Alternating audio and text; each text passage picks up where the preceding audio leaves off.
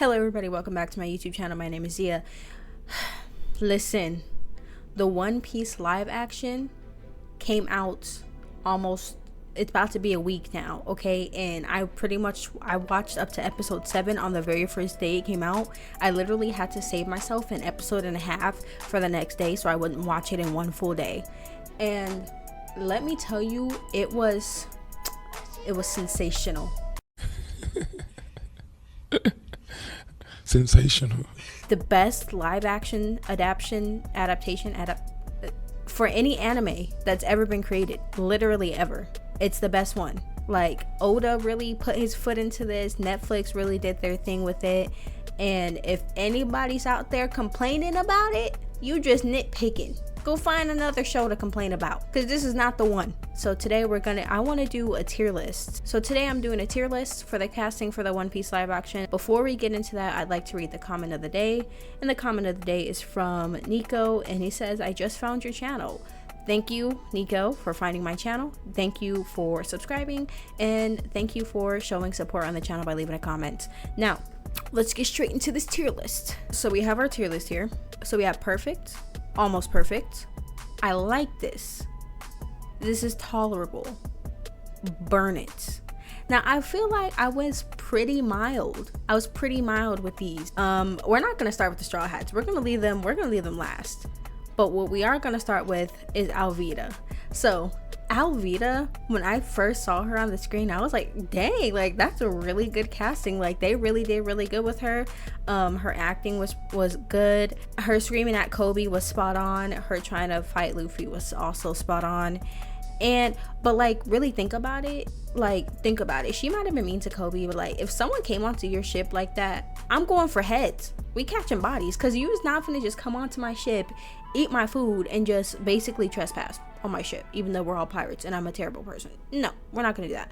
But Alvida, I'll have to put this at I'm gonna put it on I like this. Like, it's not my favorite. I still think they did really really good job with her. And her little scene with like Buggy at the end, I think maybe she might show up a little bit in the next season. We're already waiting for next season, by the way, Netflix, so hurry up with it. So I'm gonna put Alvida in I like this. Now let's do Cloudhador and Kaya. You know what Cloudhador remind me of? Old dude from Lazy Town. I don't know why, but for some reason, like, his hair just reminded me of that dude from Lazy Town. Gotta do the cooking by the book. Then you sing it, break it down. Let me see you back it up. You know. You do the cooking by the book. Then you have Break it down. Let me see you back it up. That show. We all know that show. Okay. So Cloudor and Kaya. When Cloudor first showed up on the screen, dude, his face and everything, he just looks so like so stiff. I thought he had prosthetics on or something. Cloudor and Kaya, I'm gonna put this at I like this. That's where I'm gonna put that. Next, let's see. We'll do Garp. I was not expecting Garp to have as much of a, like, because I know they had to like change the storyline and condense a lot of the storyline into 8 one-hour episodes, right? So, but I wasn't expecting Garp to be as prominent of a character, because in the anime he's not that prominent, you know what I mean? Like, they don't show him like that much. But I found him a little annoying. I thought his little hat was cute though. So I'm gonna put, we're also including his transponder snail specifically though. His transponder snail specifically, we're including that. That thing is ugly. Hideous.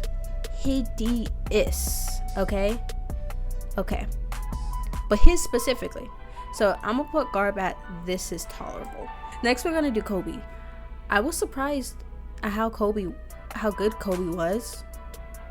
Obviously he's not going to be as short as he was in the anime, but I really liked Kobe, so I'm gonna put Kobe at almost perfect.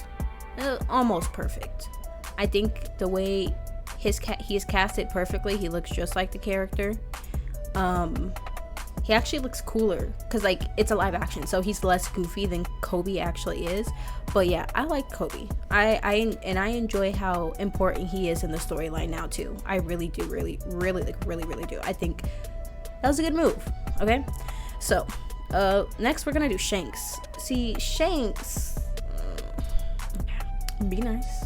I never found Shanks all that great looking in the anime in the first place. So for me, like Shanks in the live action, he was okay. It wasn't like I think the actor is great and stuff, but like we'll put it intolerable. We're putting it intolerable. Okay? I say let's do Buggy next, because when they showed Buggy at the end of the first episode, I was like, who is this man? Honestly, I'm gonna put Buggy, putting him at perfect. Now we're getting close to the big five. Okay, let's do Mihawk.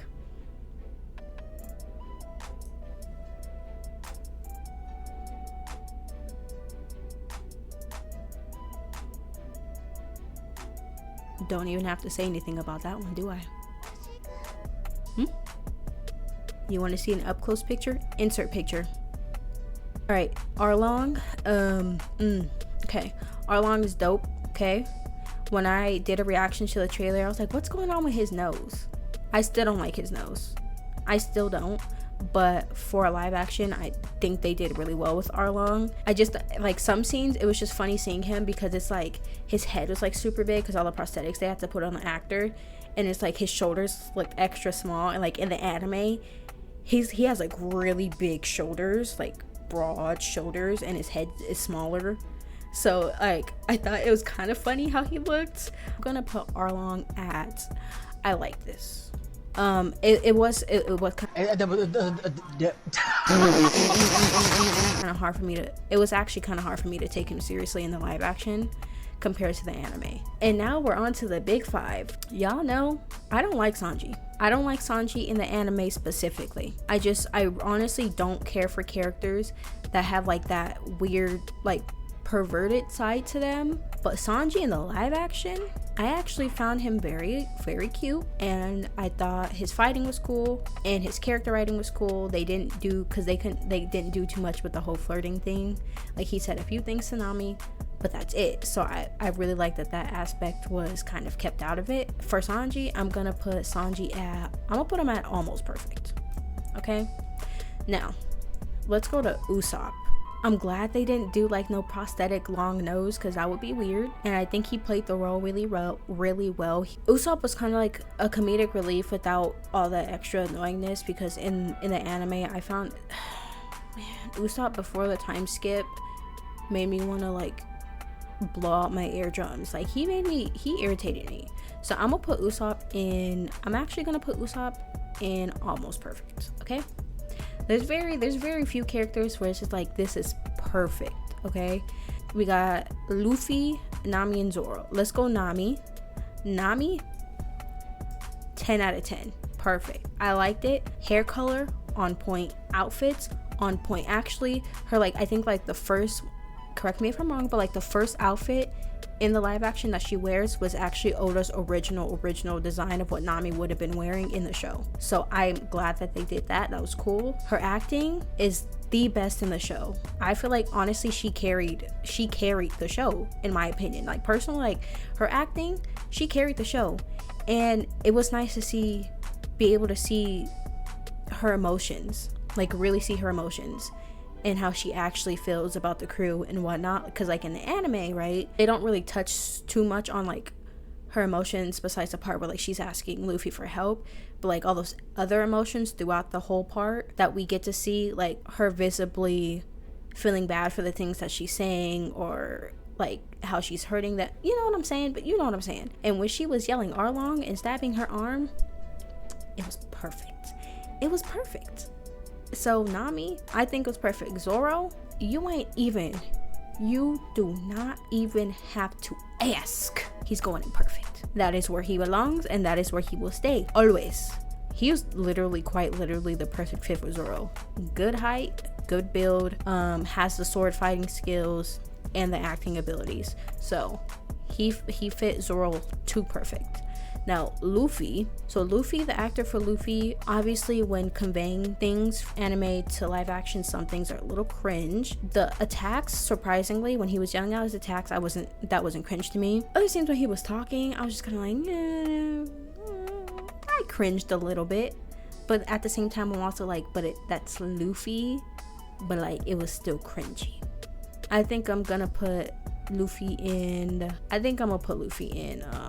almost perfect. No, I'm gonna put him in perfect. I think they did him really well. That is my tier list for the One Piece live action movie. Now if we were doing an anime One Piece tier list, oh, Sanji would be in Burn It easily.